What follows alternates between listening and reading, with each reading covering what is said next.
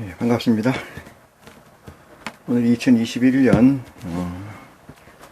8월 29일 일요일 하나님 말씀을 여러분과 함께 상고하는 시간을 갖도록 하겠습니다. 먼저 우리 주 예수 그리스도 이름으로 우리 아버지께 기도를 드리고 시간을 준비하겠습니다. 사랑이 많으신 우리 아버지 하나님, 일찍이 예수 그리스도를 저희에게 보내시사 아버지의 막힌 담을 허시게 하시고 아버지의 깊은 말씀을, 에덴 동산에서 감췄던 말씀을 허락하여 주심에 저희가 선악을 알게 하는 과일과 생명나무 과일을 먹고 있는 줄 저희가 고백합니다. 이 시간 머리 숙이신 영들, 아버지 하나님, 이것을 먹기 위해서 머리 숙여 싸우니 이 시간에 저들의 마음을 주장하시고 저들의 온전한 것으로 주장하셔서 아버지와 합하여 선을 이루는 귀한 축복이 이 시간을 통해서 나타날 수 있도록 아버지 축복하여 주시옵소서. 이 시간을 허락하여 주시옵소서. 아버지, 무엇을 구하고자 한들 이 세상에서 아버지 끝만 한 것이 있겠사옵니까?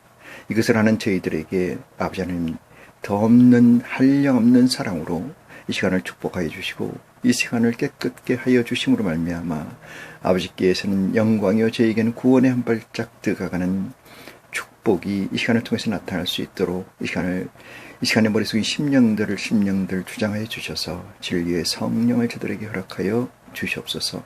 아버지 하나님, 이 세상에 존재하는 모든 것이 아버지의 은혜로서 주 예수 그리스도를 이 땅에 주셨지만은 아버지의 허락 없이는, 아버지의 인정 없이는 아버지께 나갈 수 없고 예수 그리스도의 말씀을 알 수 없는지라 아버지 하나님 기도하건대 저들의 간구함이 있을진데 아버지 허락하시고 저들의 간구함을 형제로 사랑하게 하여 주실 수 있도록 이 시간을 축복하여 주시옵소서.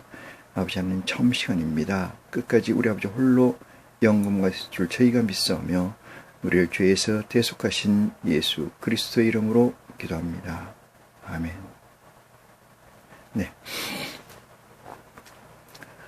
요한복음 6장 58절까지 전번 시간에 한 것 같습니다. 그래서 이번 시간에는 요한복음 6장 59절부터 말씀을 같이 하도록 하겠습니다.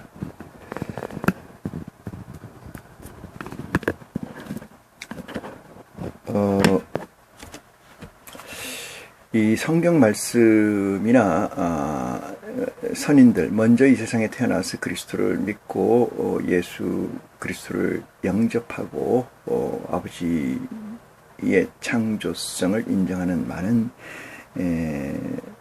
먼저 믿음을 시작한 이 조상들 또는 그 영들에게 관하여 성경에서 상고하는 것 이상의 또는 그거보다는 좀 못하지만은 학술적으로 많은 이야기들을 우리는 설정하고 가정할 수가 있습니다. 이 과정에서 제일 중요시 여기는 것이 인간은 그릇에 담겨 있는 것, 그것이 무엇이냐면은 영과 정신이라는 사실인데 그것을 혼이 영혼이라고 지칭을 하고 있습니다. 이 영혼과 정신, 이런 것들이 이 육체라는 미완의 그릇에 담겨져 있는 것을 우리는 사람, 이렇게 이야기를 하는데, 이 사람이라고 하는 것은 외형적으로 표현할 때는 두 발로 서서 하늘로 머리를 두고 사는 존재들을 지칭하는 얘기의 전부가 되겠습니다만은, 사실은 그 사람의 그릇의 외형의 프레임에 담겨 있는 정신을 혼이 무엇인가에 관해서 대단히 중요한 가치가 설정되어 있다. 이것이 사람이다. 이렇게 말씀을 드릴 수가 있어요. 그래서 제가 말씀을 진리의 성령의 도움으로 증거할 때 한 가지 먼저 규정하고 확정한 후에 말씀을 증거하고자 하는 내용이 있는데, 그것이 영, 혼, 정신, 이런 것들에 관해서입니다. 이 예수 그리스도께서 우리에게 말씀하시는, 다시 말해서 아버지께서 하늘에서 이룬 것 같이라고 얘기한 것과 같게 아버지의 존재는 어떤 상태로 존재하는가, 이 문제에 관해서 아버지의 존재는 우리가 지칭하는 단어 중에 영으로 존재하신다, 이렇게 규정하는 것이 맞다라고 말씀을 드릴 수가 있어요. 혼도 아니고 정신도 아니고 을도 아닌 영으로 존재하고 계신다, 이렇게 말씀을 드립니다. 일찍이 빌헬름 라이프니츠는 이렇게 이야기를 합니다. 혼과 정신의 그 구분이 명확히 나누어져 있지 않는 듯 설정을 하고 있어서 이것에 관해서 혼란이 있을 수 있고, 더 나아가서는 데카르트나 그 위에 있는 플라톤의 학문에서 보면은 이데아라고 지칭되어 있고 사람은 영혼이라고 규정되어 있는 데카르트 이후의 시대에서 우리는 이것을 어떻게 규정하고 확정해야 되는가 하는 문제가 대단히 중요하다, 이렇게 생각이 됩니다. 해서 하나님의 현재의 상태, 그 다음에 하나님과 그 세계의 보좌, 또는 우리가 구현하고 가고자 하는, 받고자 하는 진리의 성령의 상태, 이것은 영으로 지칭하는 것이 맞다라고 설명을 드릴 수가 있습니다. 영이 맞다라고 얘기하는 것은 성경에 영이라고 씌어져 있기 때문이기도 하지만은 영 이상의 존재는 이 세상에 존재한 적이 없었다라고 확정하는 데서 시작합니다. 오늘 말씀을 증거하는 이 요한복음에서 우리가 전체적으로 나누고 있는 것은, 얘기하고 있는 것은 전부 다 영에 관한 것이고 정신이나 혼이나 을에 관한 것은 아니다, 이렇게 말씀을 드릴 수가 있어요. 을이나 정신은 같은 개념을 말씀드릴 수가 있고, 혼이라는 것은 인간의 정신의 구체성, 정신이 구체화해서 하나의 존재로 확정되어 있는 걸 우리는 혼 또는 을이라고 규정할 수가 있다, 덧붙여서 말씀드리고, 오늘 말씀 요한복음 6장 58절로 보시겠습니다. 이것은 하늘로서 내려온 떡이니 조상들이 먹고도 죽은 것과 같지 아니하여 이랬습니다. 이 떡을 먹는 자들은 영원히 살리라, 이렇게 이야기를 합니다. 우리가 일찍이 영원히 산다는 개념, 영생이라는 개념의 설정은 하나님의 속성 중에 하나고, 하나님의 아들로서는 이 속성을 유전적 가치로 확정해야 돼요.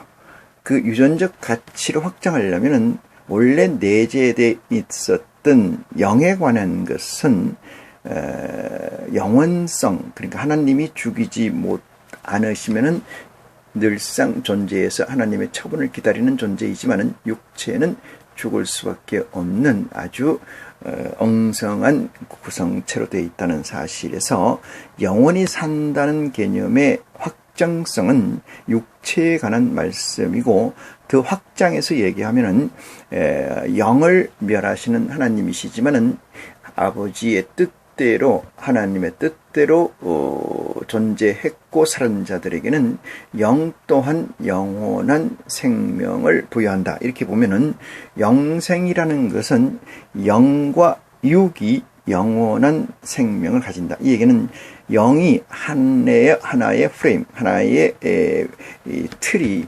그것이 육체인데, 이 육체가 온전한 육체로 드디음으로 말미암아 이 나타나지 않았던 있던 것들이 나타난다. 예수 그리스도의 인카네이션이라는 건 성육신이라는 것은 말씀이 이 성이라는 것이죠. 성스러운 거룩한 것이고 육체라는 것은 비거룩한 것으로 지칭되고 있습니다만 이 두 가지가 하나가 되어서 나타났다. 이것을 인카네이션이라고 얘기하고 성육신이라고 얘기하는데 이 성육신이 됐다는 것은 우리가 볼 때는 이 롤 모델적 성격이 있다. 그래서 이것이 가능하다는 가능성을 우리는 주기도문으로서 시인하고 고백한다고 하는 것을 염두에 두시기 바랍니다. 그래서 하늘에서 주는 이 떡은 무엇이냐면은 예수님께서 내 살과 내 피를 마시지 않는 자는 아버지 나라에 갈 수 없고 영원한 생명을 가질 수 없다. 이렇게 얘기한 것처럼 이 살이라는 것은 누누이 말씀하고 있습니다만 이 말씀 그리스도의 복음인이라는 사실을 깨우침받는 축복이 여러분에게 있기를 간절히 축원합니다. 이 말씀이라고 하면은 그리스도의 말씀이라고 하면 어디서 어디까지가 말씀이라고 하느냐? 그러면 그리스도의 말씀은 신약 전서에 나와 있는 27권 전체를 그리스도의 말씀이라고 할 수는 있겠으나 성장함에 따라서 그 나눔이 디테일해져야 되고 유니크해야 되잖아요. 그래서 스마트한 나눔이라고 하면은 더 깊은 차원의 나눔이라고 하면은 장성한 자의 나눔이라고 하면은 예수 그리스도의 공간 복음의 사복음서를 하는 그리스도의 복음이다. 이렇게 말씀하고 이것이 그리스도의 살이다. 이렇게 말씀을 할 수가 있어요. 그럼 여기서 다시 더 들어가 보면은 말씀 가운데 말씀이 있어요. 그 이유는 뭐냐 하면은 그리스도가 우리에게 이 시츄에이션적 메시지로 보내주신 이 얘기들 가운데에서는 어차피 육신을 덧입은 사람들에게 이 허술한 존재의 형상을 한 인간들에게 이 복음의 메시지를 읽게 하고 양식으로 하기 위해서는 거기에 부차적으로 덧붙여야 될 부덕불 가져갈 수밖에 없는 모순적 비균질성 순전성으로 있는 이야기들이 포함될 수밖에 없어요. 그래서 이것들을 제하고 나면은 그리스도의 복음은 사실상 그렇게 많지가 않습니다. 많지가 않은데 양적으로 이 세상에 가지고 있는 개념에서의 양적으로는 많지 않은 복음인데 그것을 다시 확장해서 보면은 엄청나게 많은 메시지가 거기에 내재해 있다는 사실을 알 수가 있어요. 그 엄청나게 많은 메시지라고 지칭되는 이것이 그리스도의 살이라고 하는 지칭을 깨닫는 축복이 있기를 원합니다. 그 말씀 안으로 들어가지 않는다면은 우리가 수박을 혀로 핥고 수박을 쪼개지도 않고 혀로 핥고 이것이 수박이구나 하고 이야기하는 어리석은 자와 다를 바가 없다. 이렇게 말씀을 드릴 수가 있어요. 수박을 가지고 있다고 해서 수박의 맛을 아는 것이 아닌 것처럼 예수 그리스도의 말씀을 그들 안에 가지고 있다고 해서 그들이 예수 그리스도를 아는 것이 아닌 것은 아니라고 하는 것은 같은 의미다라고 해석을 합니다. 그래서 내 떡을 먹는 자는 영원히 살리라 이렇게 말씀드린 것은 그리스도의 말씀 가운데 말씀을 진리의 성령의 도움을 통해서 알게 되는 자만이 영원한 생명을 가질 수 있다. 여기서 생명은 영육간의 생명인데 지금 여러분이나 저나 가지고 있는 이 육체로서의 프레임, 육체로서의 영원성을 가지는 게 아니고 이 육체가 트랜스퍼된다. 변화돼서 썩지 아니할 육체로 바뀌어진다는 사실인데 썩지 아니할 육체라는 것은 이하학적 존재와 이상학적 존재를 넘나들 수 있는 물질, 그것이 그것으로 트랜스포된다 이런 얘기로 확장할 수가 있습니다. 그렇다면은 왜 그 물질이 굳이 필요하느냐? 그것은 영성의 균질성과 이 순전성을 이 엉성한 육체에는 담아서 시간을 지속할 수가 없기 때문이라는 사실을 성경을 통해서 지혜로 깨우침 받을 수가 있습니다. 그것을 여러분 또한 깨우침 받는 은혜가 있기를 간절히 축원합니다. 59절입니다. 이 말씀을 예수께서 가버나움 회당에서 가르치실 때 하셨느니라 라고 정리를 하고요. 60절 봅니다. 제자 중 여럿이 듣고 말하되 이 말씀은 어렵도다 누가 들을 수 있느냐 한데 이랬어요. 이 어렵다는 얘기는 먹는다는 데 있어요. 먹는다는데 그 육체를 먹고 떡을 먹는데 어떻게 영생을 할 거냐 이렇게 얘기를 해요. 사마리아 여인이 야곱의 우물에 가에 와서 물을 길러러 왔을 때 예수님께서 이야기를 합니다. 내가 주는 물은 영원히 목마르지 않거니와 이렇게 얘기해요. 예수 그리스도께서 주시는 물은 영원히 목마르지 않다. 그러면 물을 길러러 갈 필요가 없다. 이런 얘기가 돼요. 물이라는 것은 두 가지 의미가 있습니다만 하나는 육체적 의미에서 물, 두 번째는 영적 존재에서의 물, 이 두 가지예요. 그러니까 어떤 것을 실체로 놓고 물을 정의하느냐가 차이가 있겠습니다만 그리스도께서 우리에게 주시고자 하는 메시지는 영적 물이다 이렇게 얘기할 수가 있고 영적 물로 이 가름되어 있는 그리스도의 말씀은 그 안에서 스스로 솟아나기 때문에 그 말씀이 내게 있은즉 그 말씀을 얻기 위해거나 더하기 위해서 어디로 가거나 어디로 내가 누구한테 하소연하거나 누구한테 육신적 영적 가치를 헌금이나 재물이나 제사의 일반으로 제공하거나 그걸 타협할 수도 없는 확정이 된다. 그러므로 말미암아 자유한 자가 된다는 사실을 깨우침 받기를 원합니다. 말씀이 내 안에 있은즉 그 말씀이 살아서 스스로 그 셈이 돼서 그 말씀의 강을 이루고 그 강을 이름으로 말미암아 나의 사유, 나의 영성이 커지고 그 영성이 커짐으로 말미암아 그 영성을 통해서 이 썩어질 육체가 썩지 않을 육체로 트랜스퍼된다는 사실을 깨우침 받기를 원합니다. 그래서 말씀이 내 안에 있는데 어떻게 그게 스스로 커지냐 이 문제는 진리의 성령의 도우심이 여러분 곁에 있다는 사실을 전제해서입니다. 진리의 성령은 여러분이 성경을 보건 여러분이 세상적 물질을 보건 세상적 가치를 보건 진리의 성령이 여러분의 사유를 여러분의 언행을 감찰하시고 도와주신다는 사실을 확정할 때 여러분은 얼마나 중요한 복된 이 세상의 삶을 살 수 있느냐 이 문제가 여러분에게 현안으로 크로즈되는 은혜가 있을 줄 믿습니다. 어렵다는 것은 그래서 어렵다는 것이죠. 이 어렵다는 말의 의미의 한 갈래는 내가 이해 못한다는 것도 있습니다만 이해한다 하더라도 그쪽을 초이스하기가 선택하기가 어렵다 이 얘기가 전제되어 있죠.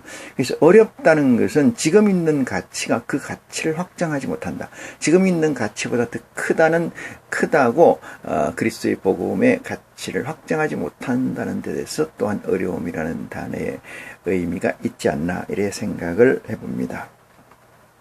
61절입니다. 예수께서 스스로 제자들이 이 말씀에 대하여 수군거리는 줄 아시고 가라사대 이 말이 너희에게 걸림이 되느냐 이렇게 묻습니다. 이 말이 내가 한 말이 너희에게 걸리느냐 이렇게 묻습니다. 자, 예수님은 그 말에 대해 직접적 화법을 쓰지 않아요. 왜 그러냐면 그리스도는 서번트적 사역이에요. 그러니까 서나드적 사역이라는 것은 예수 그리스도의 실체 안에 코어, 다시 말해서 CPU가 없다는 사실이에요. CPU가. 그럼 뭐가 있냐?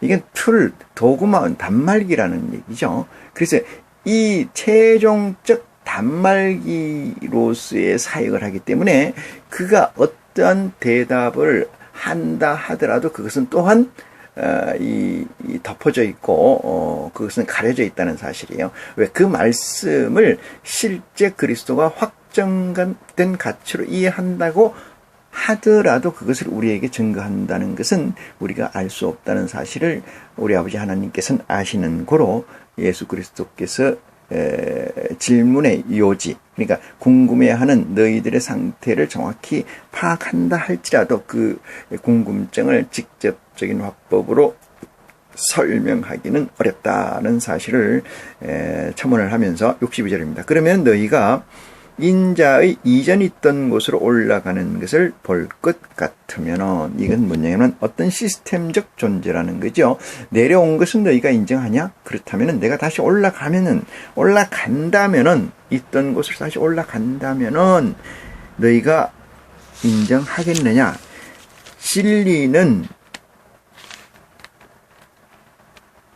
살리는 것은 이랬습니다. 살리는 것, 63절입니다. 살리는 것은 영이니 육은 무익하느니라, 이렇게 했어요. 살리는 것은 영이니 육은 무익하느니라. 이 말씀이 대단히 중요한 말씀이에요.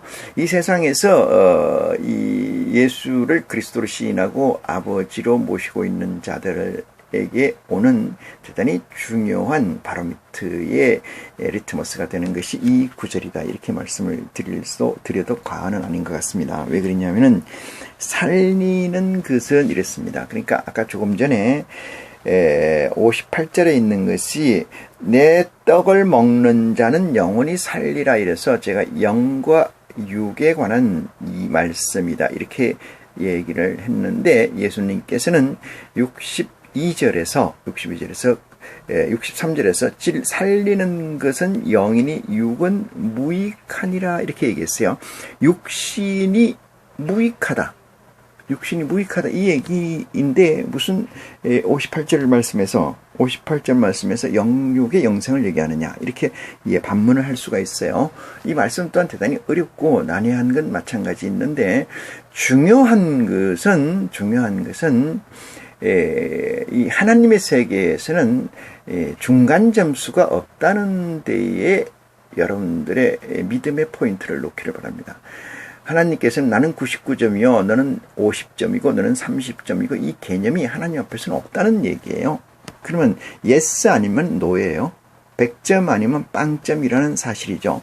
천국 아니면 지옥이라는 사실이에요. 그 중간에 모 종교에서는 연옥이라는 것을 두어서 중간에 있다고 하는 얘기도 혹 있긴 합니다만은, 제가 증거하기는 말씀으로서는 하나님 세계에서는 0점 아니면 100점, yes 아니면 no, 이 두 가지 외에는 없다는 것을 전제하고, 자 봅니다. 살리는 것은 영이니, 이랬습니다. 여러분, 영을 살리는 거지 육을 살리는 게 아니다라고 해석합니까?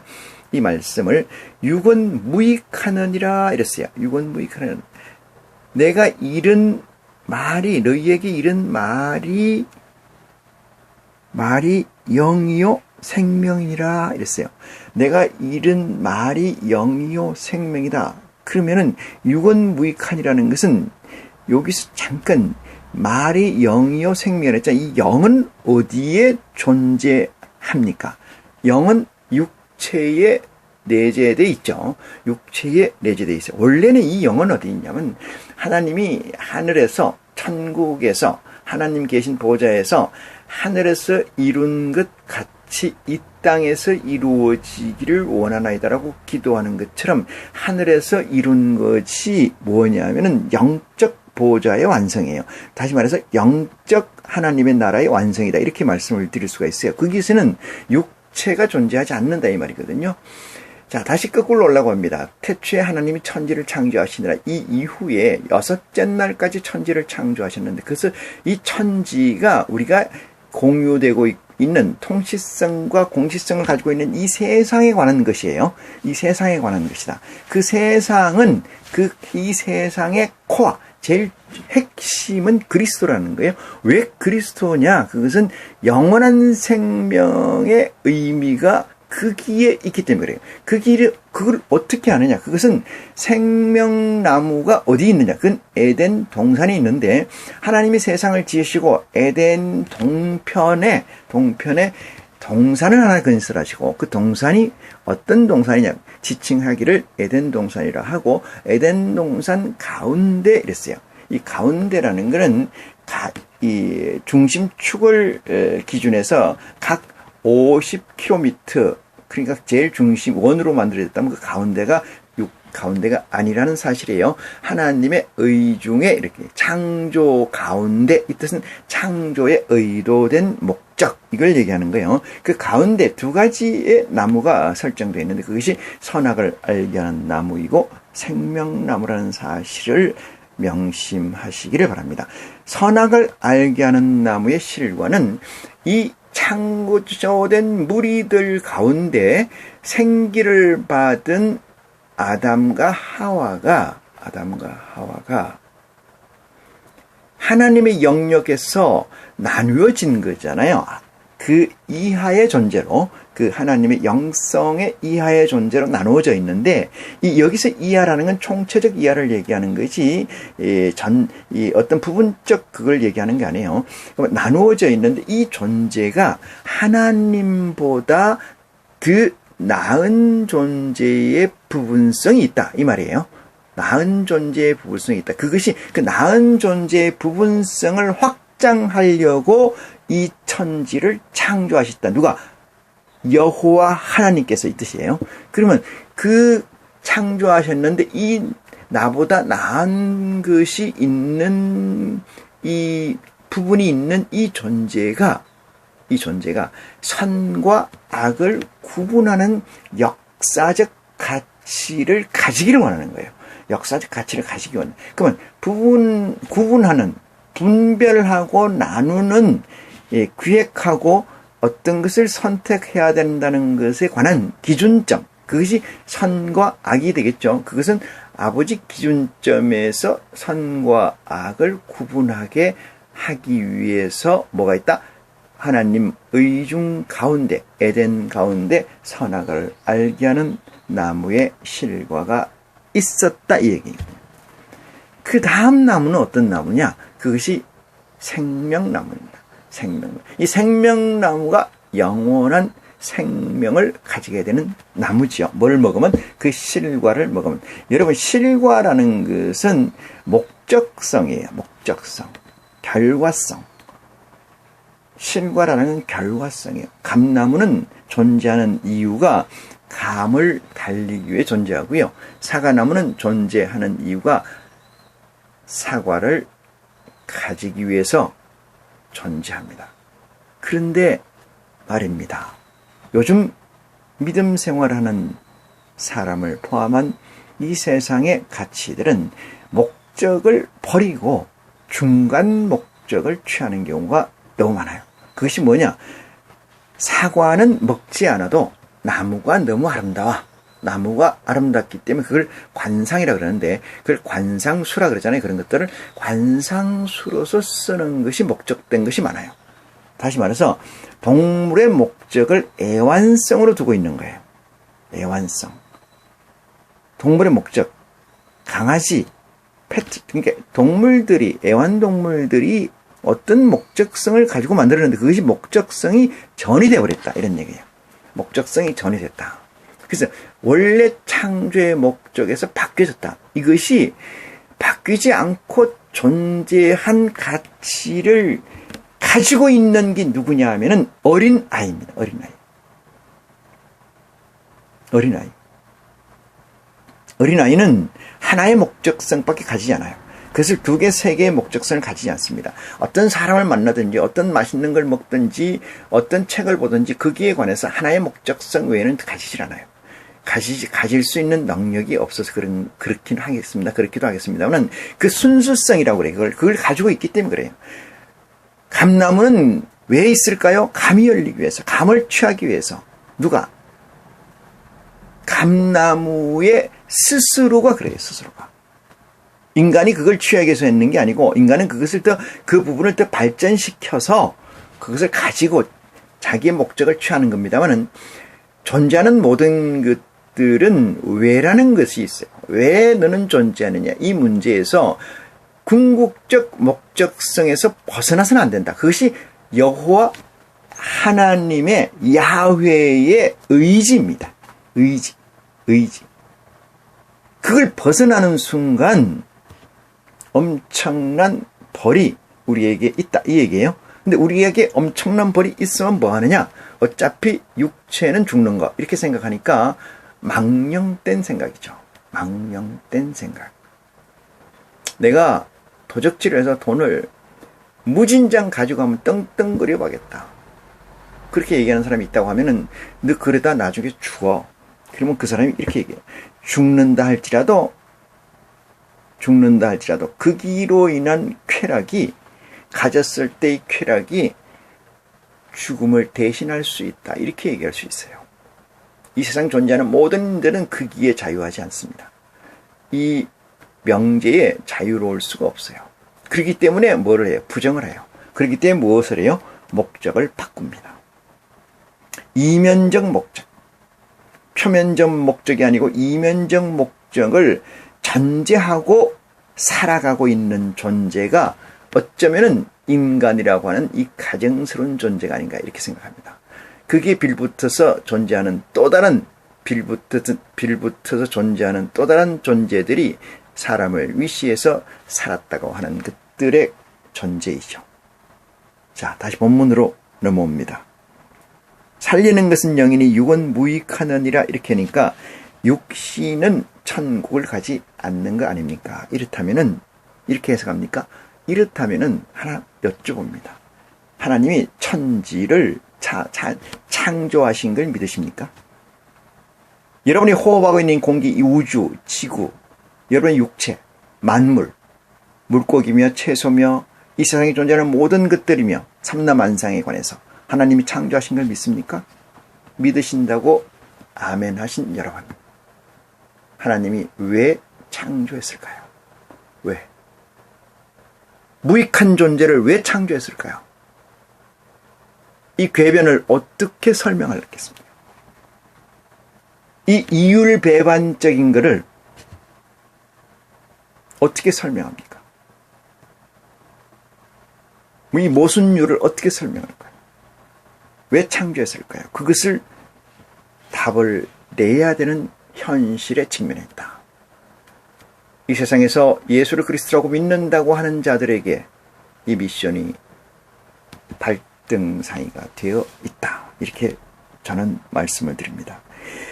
육신이 무익하다는 것은 영이 살면은 육신은 따라서 살기 때문에 그렇습니다. 그리스도의 복음은 영이 살면은, 여러분 신약 복음에 이런 말 있지 않습니까? 신약 복음에 영혼이 잘됨 같이 범사에 형통하리라. 영혼이 잘 안 되는데 범사에 형통할 일은 없습니다. 범사에 형통한데요? 뭐 목사, 뭐 권사는, 뭐 장로는 잘 형통한데 형통한 거라고 생각하십니까? 그러면 하나님이 너희는 살았다 하는 이름을 가졌으나 죽은 자로다. 죽은 자는 죽은 자가 장사하게 버려두고 너는 나를 따르라. 이 말의 규정을 확정해야 됩니다. 확정해야 됩니다. 영혼이 잘됨 같이 범사에 잘되는 일은 있으나 영혼이 잘 안됨 같이 범사에 잘되는 일은 존재하지 않습니다. 양립할 수가 없다. 이것이 진리이기 때문에 그렇습니다. 진리는 불변성을 가져요. 진리는 유클리드 기하학에서 공리라고 그럽니다. 공리는 어느 상태에서나 누구에게나 어디에서나 언제나 같은 값으로 설정돼서 있어야 되고 나타나야 됩니다. 하나님 말씀이, 하나님이 우리에게 영원한 가치이고 하나님의 속성이 우리 아버지 되지만은 이 세상을 창조하신 주이고 전지전능하시고 무죄부수하시고 유일무이하시던 그 확정성에서 우리는 공리의 가치를 찾는 지혜가 여러분에게 있기를 간절히 축원합니다. 예수 그리스도를 믿는다는 것은 예수 그리스도의 복음이, 예수 그리스도의 말씀이, 예수 그리스도의 살이 여러분의 삶에 공리가 되고 공준이 되는 삶이 된다는 것을 얘기합니다. 그것이 그리스도적 삶이요, 그것이 하나님의 아들로서의 삶이요, 그것이 하나님의 복음을 내가 가지고 있는 자요, 그것이 내 안에 그리스도를 모신 자라고 확정해야 됩니다. 진리는 살리는 것은 영이니 육은 무익하느니라 이렇게 얘기해서 여기서 오류를 갖는 어리석음이 여러분에게 없기를 간절히 축원합니다. 내가 너희에게 이르는 말이 영이요 생명이라 이렇게 합니다. 내가 이르는 말이 여러분이나 저나 예수 그리스도 시대에 존재하지 않기 때문에 않았기 때문에 지금 이 복음으로서 이 말씀으로서 이 메시지로서 예수 그리스도를 맞이하고 있는데 이 메시지가 영이요 생명이다 이렇게 말씀하시는 것을 예수 그리스도의 성육신이다 이렇게 확정하시기를 바랍니다. 64절 그러나 너희 중에 믿지 아니하는 자들이 있느니라 하시니 이는 예수께서 믿지 아니하는 자들이 누구며 자기를 팔자가 누군지 처음부터 아심이라. 예수 그리스도를 여기서 너희라고 지칭되어 있는 말씀이 있지 않습니까? 예수 그리스도께서 64절 너희 중에 믿지 아니하는 자들이 있느니라 하시니 그랬어요. 너희 중에라니까 예수의 12제자나 예수 그리스도를 당시에 쫓는 무리들을 얘기한다고 생각하시면 안 된다는 거 아시죠? 왜 그러냐면은 예수 그리스도가 영이잖아요. 하나님의 아들입니다. 하나님의 아들이 썩어질 육체의 을과 혼, 정신하고 얘기하고 있는 게 아니라는 사실이에요. 뭐하고 얘기했느냐? 하늘에 있는 예수 그리스도 앞에 프런트 12보좌의 영들하고 얘기하고 있는 그 영들이 마태, 마가, 누가, 요한 이 12제자들의 육체에 들어와 있는 상태라고 여러분은 세팅하는 지혜가 있기를 축원합니다. 그러면 답이 뭐가 보이느냐 여기서 뭐가 보이느냐 예수 그리스도의 말씀을 이렇게 얘기를 하는데도 지금 그러면은 그리스도께서 말씀하시는 내용들이 그냥 그 당시에 바돌레모나 그 디모데나 디모데는 아니군요. 그 요한이나 안드레나 유다나 베드로나 이런 사람들한테 그런 육체를 존재한 그 사람들에게 다시 말해서 을과 정신과 혼이 있는 그들에게 얘기한다고 생각하시는 것은 엄청난 미스를 만들어냅니다. 그것은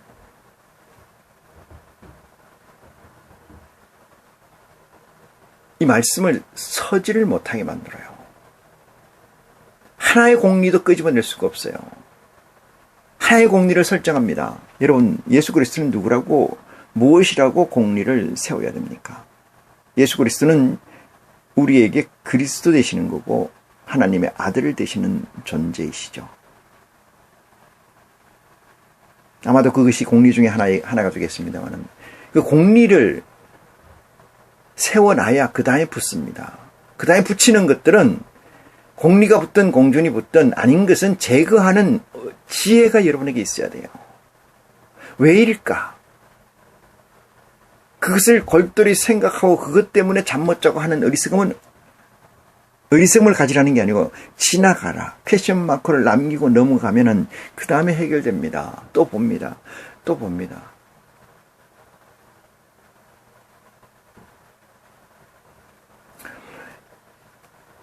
예수를 그리스도라고 믿는 자들에게는 창수가 나서 그 길에 부딪혀도 그 집에 부딪혀도 그 집이 무너지지 않는다. 이유는 반석 위에 집을 짓기 때문에 그래요. 이 반석 위에 기초를 쌓은 사람이 누구예요? 반석은 주는 그리스도시요 살아계신 하나님의 아들이라는 확정성입니다. 그게 공리예요. 그리스도를 믿는 사람들의 제1공리입니다. 그거를 가지지 않을진데 어떻게 그리스도를 믿겠어요? 어떻게 그리스도라고 인정하겠어요? 어떻게 하나님의 아들이라고 인정합니까? 하나님의 아들을 알기를 어떻게 알아야 돼요? 전지전능하신 우리 아버지 하나님의 장자의 아들이다. 전지전능 믿습니까, 여러분? 그것이 여러분의 삶에 믿음으로 설정되거나 확정되어 있습니까? 믿어도 안 믿어도 믿는다 하고 믿어도 안 믿는다고 해서 달라질 게 있냐고 반문하시지 않습니까 혹시? 그것은 지울 수 없는 가치 여러분은 아신다라는 거예요. 이 세상에서 누가 아는 걸 두려워하지 말고 여러분 자신이 아는 것을 두려워해야 돼요.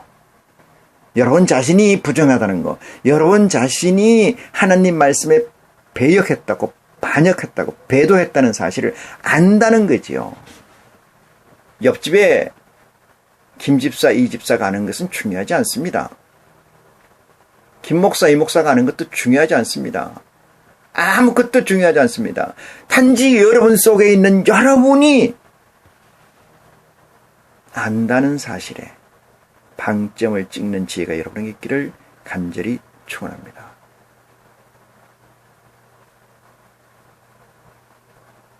그리스도를 영접하고 믿는 것은 누구를 위해서 믿는 게 아니지 않습니까? 자식을 위해서 믿습니까? 그리스도는 그런 믿음의 실체가 아닙니다. 사랑하는 사람을 위해서 믿습니까? 그것도 존재하지 않습니다. 오직 자신을 위해서 믿는 믿음이 그리스도입니다. 우리 아버지 하나님이시라는 사실이죠. 마틴 루터가 종교개혁을 하고 칼뱅이 다시 종교개혁의 확장성을 이끌 때 그를 쫓던 정말로 순수한 무리들, 위건어족이라고 합니다만 칼뱅의 5가지 교리를 정말로 몸에 실천한 자들, 그들의 중심에는 어떤 사유가 있습니다. 그것은 하나님은 나를 아신다. 나 또한 하나님과 소통한다. 내가 아버지를 알고 아버지가 내가 아는데 내가 아버지 앞에 거짓말을 할 수가 없다. 아버지께서 내게 주신 어떤 것이라도 그것은 위대한 것이다. 그것은 절대적 가치이다. 도구마다.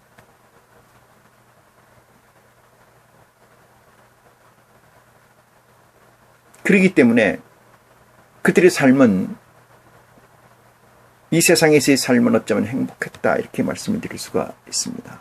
이 세상에서의 행복이라는 것은 이 세상의 부귀영화를 취하는 것이 행복이 아니라는 사실을 깨우칠 때쯤 여러분의 나이가 청춘이었으면 좋겠습니다. 64절입니다.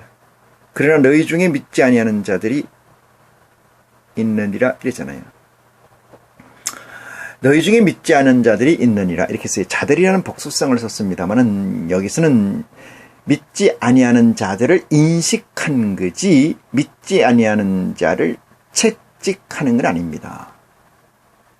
원망하거나 믿지 아니하는 자에 관해서 예수 그리스도가 주체적 가치로 설정해서 이 메시지를 내는 것이 아니라는 얘기예요. 그 다음 말씀을 이어서 보면은 이는 예수에게서 믿지 아니하는 자들이 누구며 그랬어요. 예수께서 믿지 아니하는 자들이 예수께서 믿지 아니하는 자들이 누구며 자기를 팔 자가 누군지 처음부터 아심이라 그랬어요.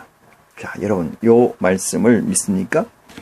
이 말씀이 여러분에게 삶의 믿음의 영향력을 미칩니까? 이 말씀의 핵심은 예수께서 믿지 아니하는 자들이 누구며 자기를 팔 자가 누군지 처음부터 아심이라 이렇게 얘기되어 있어요. 팔 자가 누군지 처음부터 아심이라. 처음이 어디예요? 처음이 어디입니까 여러분? 여러분 태초라고 설정되어 있는 창세기 1장 1절의 태초는 여러분이 하나님과 여호와를 아는 제대로 아는 그 시점이 태초라는 사실을 깨우침 받기를 원합니다. 인간의 역사에서 해와 달이 시간을 만들어서 태초라고 하는 그 시점이 지금부터 수십억 광년 전이 됐든 수백억 년 전이 됐든 그것은 아무 관계가 없습니다. 단지 그것은 이 사회에서 공유되는 가치를 만들기 위해서 오픈된 좌표를 찍는 데 유효할 뿐이죠. 믿음에는 아무 의미가 없습니다. 여러분, 믿음에는 아무 의미가 없습니다. 하나님에게는 아무 의미가 없습니다. 여러분의 영성 구원, 여러분의 육체의 구원, 여기에도 아무 영향이 없습니다. 어떤 사람은 태초가 39억 년 전이라고 얘기를 하고요. 어떤 사람은 태초가 수십억 강년 전이라고 얘기한다고 해서 설령 수십억 강년 전, 다시 말해서 59억 광년 전에 창조한 것을 태초라고 한 것이 정답이라고 if 가정합시다. 이 가정은 여호와 하나님께서 확정했다고 칩시다. 어떤 사람이 46억 년 전을 태초라고 한다면은 이 시점에서 그리스도가 여러분에게 복음을 허락한 이 시점에서 그 두 사람 중에 구원에 관해서 의미가 있겠습니까? 그 두 가지 답을 낸 사람에게 그리스도를 통해서 수십억 강년 전에라고 얘기한 사람이나 수십억 년 전에 얘기한 사람이나 의미가 없다는 거예요. 문제는 여러분 스스로에게 있다는 거예요. 내가 그리스도를, 내가 하나님을, 내가 예수를, 내가 그리스도의 말씀을, 그리스도의 살을, 그리스도의 말을, 물을 얼마나 확정적으로 내가 가져서 내 인생에, 내 삶의 중심적 공리와 공준으로 가져가느냐의 관건이지 외형적인 건 아무 의미가 없습니다. 자, 예수님이 태초에 자기를 팔 자를 알미라 이렇게 얘기했어요. 여기서 태초라는 건 처음부터라는 의미를 의역한 겁니다. 예수님이 팔 자를 알았다. 그렇다면 왜 피하지 못했을까요? 오류라고 하는 것은 잘못된 거죠. 기독교 목사들의 설교를 듣다 보면은 오류가 너무나 많죠. 오류가 너무나 많아요. 그래도 이 세상은 잘 굴러갑니다. 그렇지만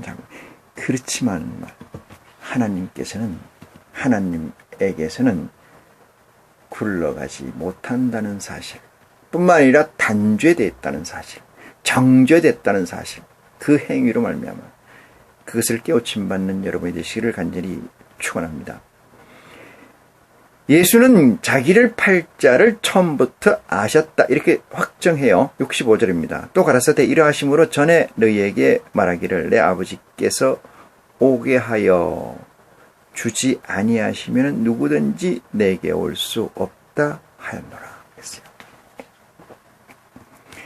내게로 오는 자는, 내게서 나오는 물을, 살을 먹는 자는 영원히 목마르지 않다 설정을 했어요. 이게 명제입니다.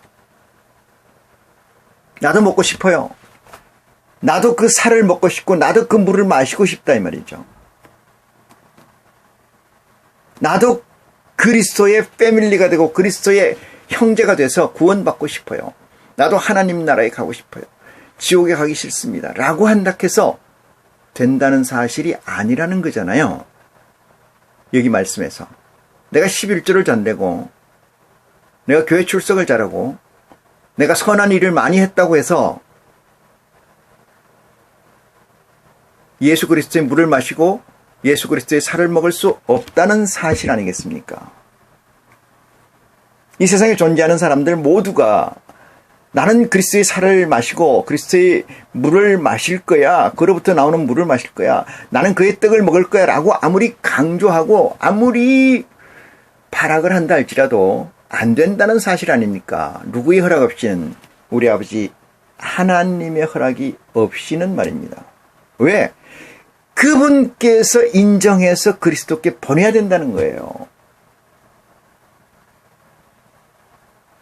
그분께서 인정해야 된다는 거예요. 누구를 속입니까? 모세를 속이고 바로를 속이고 욥을 속이고 다니엘을 속이고 솔로몬을 속이고 다윗을 속일 수 있을지언정 우리 아버지 하나님은 속일 수 없다는 사실을 확정해야 됩니다. 그것이 믿음의 시작입니다. 그것이 여러분의 믿음의 시작점이 되어야 돼요.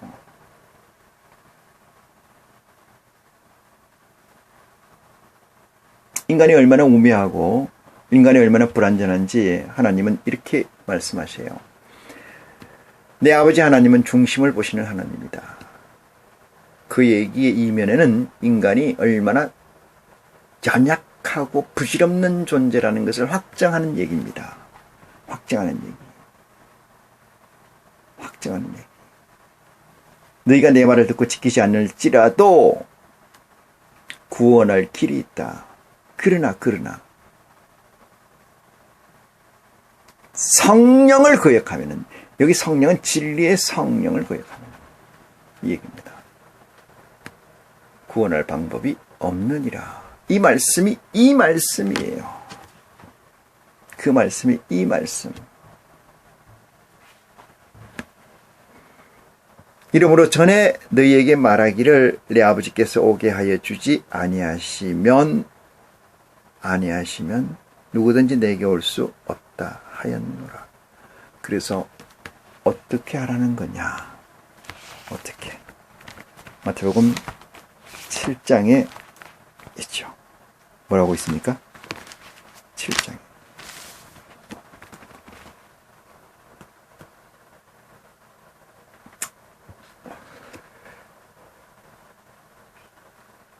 말씀을 나는 알고 싶어요. 이 말씀을 보고 싶어요. 하나님 나라에 들어가고 싶어요. 그러면 어떻게 해야 될까? 그 길 아니겠습니까? 방법.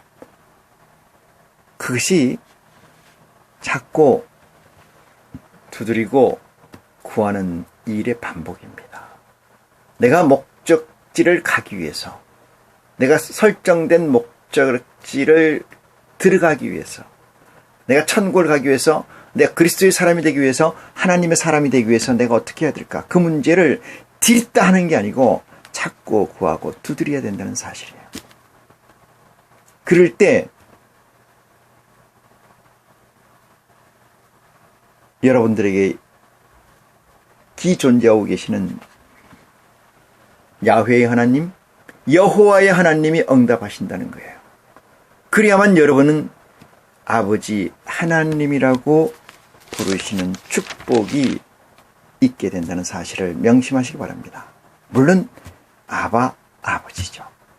그래서 그리스도의 이름으로 우리는 기도하고, 그리스도의 이름으로 그래서 우리는 살고, 그리스도의 이름으로 그래서 우리는 희망을 갖고 이 세상을 헤쳐나가는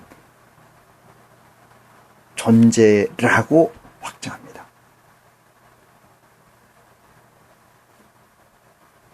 아버지 하나님이 우리를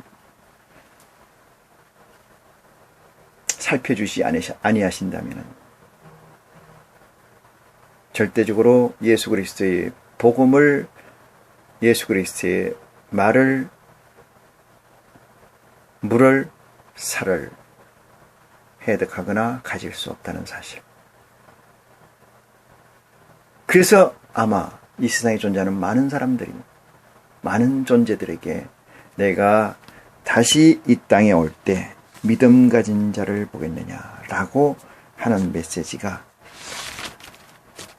큰 음성으로 뇌리를 스치는 것이 아닌지 생각을 해봅니다. 이 시간 말씀을 마칩니다.